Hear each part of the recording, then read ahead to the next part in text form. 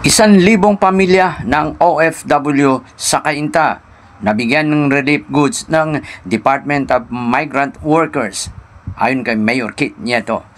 Sa umpisa ng pila para sa registration ng mga taga-Cainta na meron kamag-anak na OFW nagtrabaho sa abroad, makakatanggap ng tulong relief goods mula sa Department of Migrant Workers o DMW.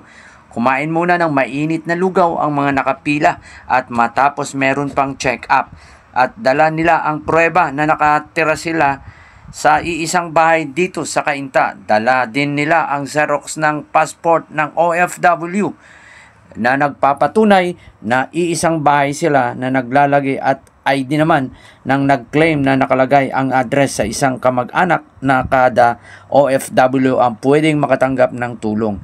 Ginawa ang pamimigay ng assistance packages sa Karangalan Auditorium ng DMW para sa mga OFW sa family na naninirahan sa bayan ng Cainta. Kaya matapos ang 2 weeks na ibigay na ang tulong para sa OFW na taga Cainta.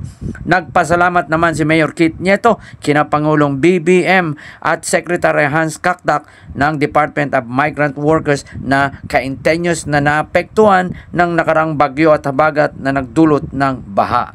Nats Alporte para sa Rizal News.